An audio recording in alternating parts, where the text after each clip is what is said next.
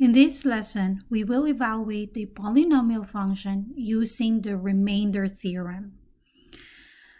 The remainder theorem states that if the polynomial f of x is divided by x minus c, the remainder is just the function evaluated at c.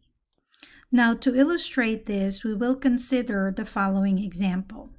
We will divide this polynomial function here by this expression, by x plus 1, and then we verify the remainder theorem.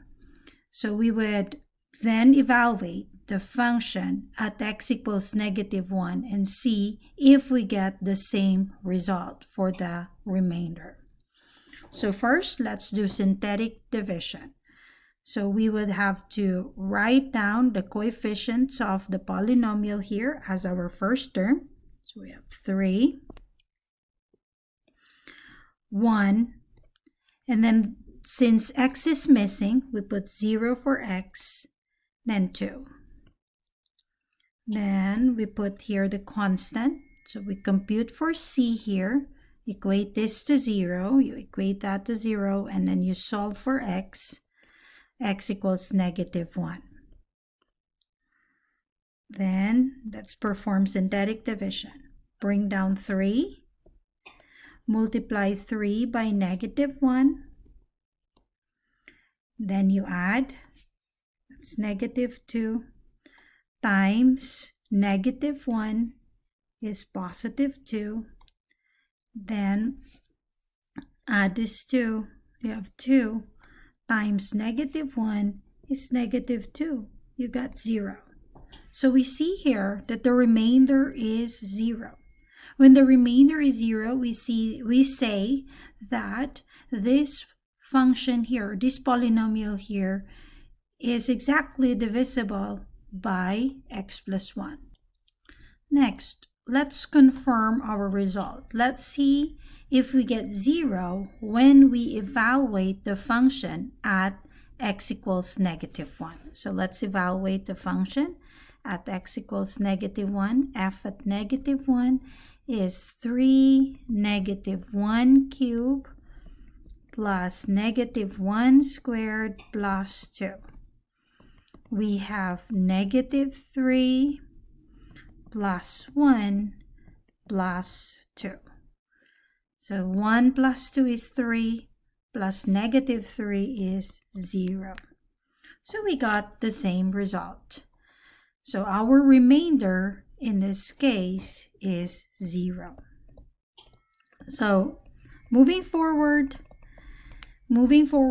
if you're just interested in finding the remainder, all you need to do is just evaluate the function at that value of c. And there's no need to use synthetic division. So this example here just tells you that whether you use synthetic division or the remainder theorem, you get the same result. Now let's consider another example. Here we are to use synthetic division and remainder theorem to find the remainder of f of x when f of x is divided by x minus c. Now, as I've said, you can just use the remainder theorem to find the remainder.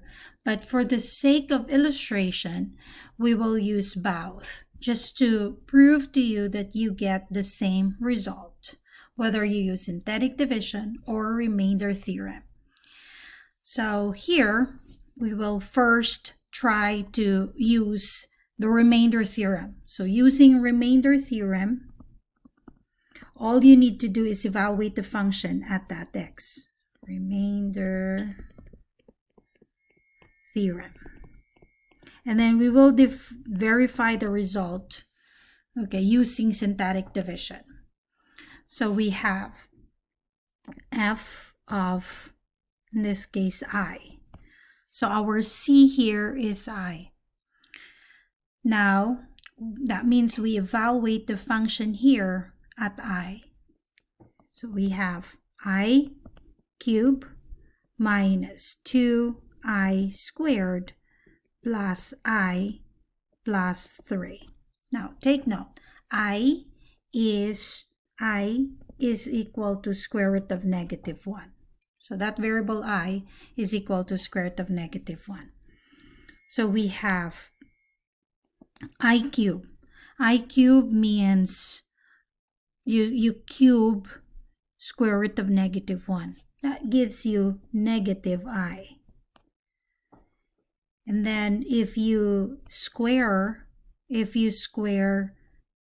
I, that gives you negative 1. So 2 times negative 1. And then I is just I. So plus I plus 3.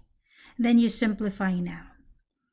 Now, negative I plus I is 0. So I cancels out. And negative 2 times negative 1 is positive 2. And you copy 3. Copy the 3 here. So that means you have 2 plus 3, and that's 5. So we say here that the remainder is 5. Now we verify the result using synthetic division.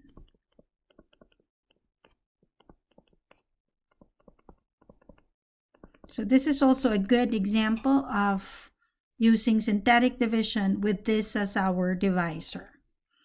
So to use synthetic division, let's write down first the coefficients of the polynomial function. So we have 1, negative 2, 1, 3, divided by I. And you equate this to 0, solve for x. So you have x equals I. Then to perform synthetic division, first you bring down 1. So bring down 1. And then you multiply 1 by I.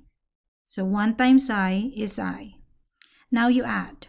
Negative 2 plus I is negative 2 plus I. Then we multiply negative 2 plus I by I. That is equal to negative 2I plus I squared. But what is I squared? I squared, let me just write down. If I is equal to square root of negative 1, I squared is equal to negative 1 because you just square this. So you square both sides. So the square of the square root of negative 1 is negative 1. Now, for I cube, think of I cube as I squared times I.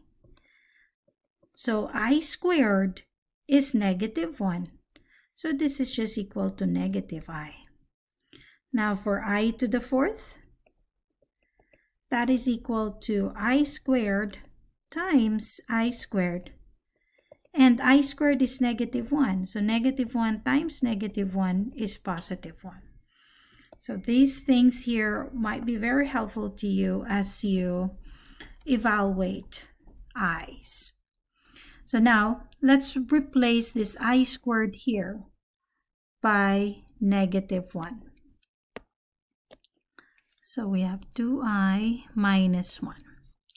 Now you add. So 1 plus negative 2I minus 1 is just negative 2. Now negative 2I times I is equal to negative 2I squared. I squared is negative 1. So 2 times negative 1 is positive 2. So I'll put positive 2 here. So now 3 plus 2 is 5. Now we got the same result for our remainder as when we use synthetic division to our previous result when we use the remainder theorem. Next example, we use the remainder theorem to find the indicated value. This indicated value here means the remainder. This means the remainder of f of x when divided by x minus 4. When divided x minus 4. So if you're asked to find the remainder of f of x when divided by x minus 4, you can just immediately evaluate the function at x equals 4.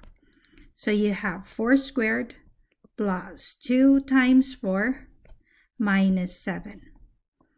So 4 squared is 16 plus 8 minus 7.